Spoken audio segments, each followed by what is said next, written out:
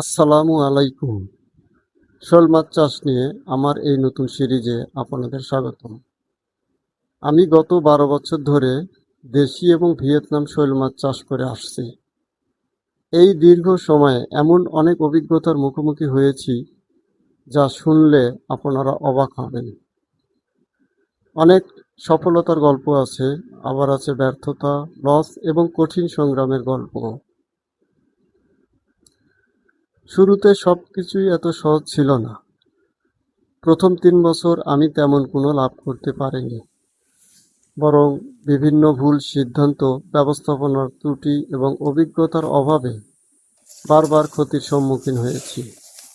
সেই ভুলগুলো কী ছিল এবং কিভাবে সেগুলো থেকে শিক্ষা নিয়ে আজকের অবস্থানে এসেছি তা বিস্তারিত তুলে ধরব।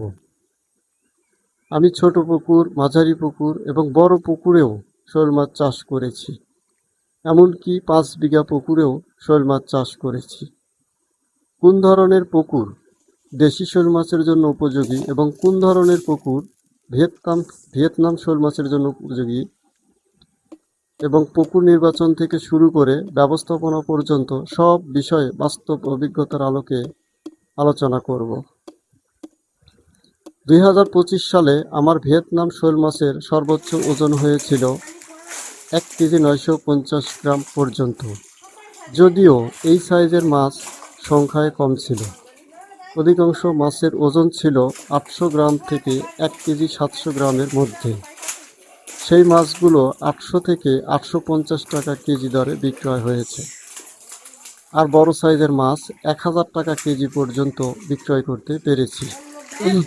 দেশি শৈল মাছের ক্ষেত্রে সঠিক বাজার নির্বাচন করতে পারলে 1 কেজি সাইজের মাছ 900 থেকে 1100 টাকা কেজি পর্যন্ত মূল্য পাওয়া সম্ভব।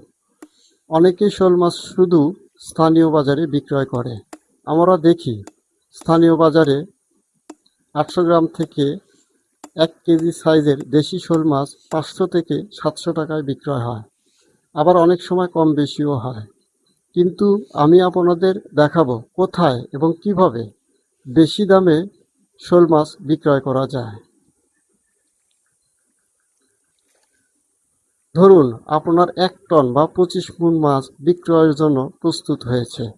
সেই মাছ কিভাবে মাত্র 1 থেকে 2 ঘন্টার মধ্যে বিক্রয় করা যায় সেই বাস্তব অভিজ্ঞতাও আপনাদের সাথে শেয়ার করব।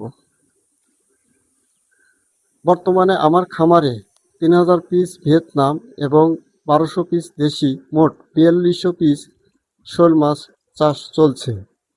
2026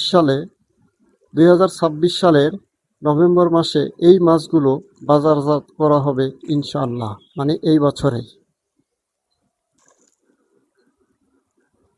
এর পাশাপাশি আমি 2027 সালের জন্য একটি নতুন দেশি শোল প্রজনন প্রকল্প শুরু করতে যাচ্ছি।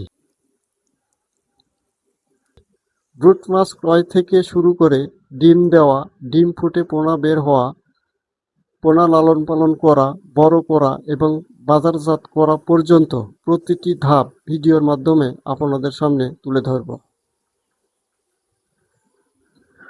প্রতি 4 থেকে 5 দিন পর পর নতুন আপডেট ভিডিও প্রকাশ করা হবে। কত টাকা খরচ হলো, কি কাজ করা হলো, কি সমস্যা হলো, কিভাবে সমাধান করলাম, কত টাকা বিক্রয় হলো এবং কোথায় বিক্রয় হলো, সব কিছুই স্বচ্ছভাবে দেখানো হবে।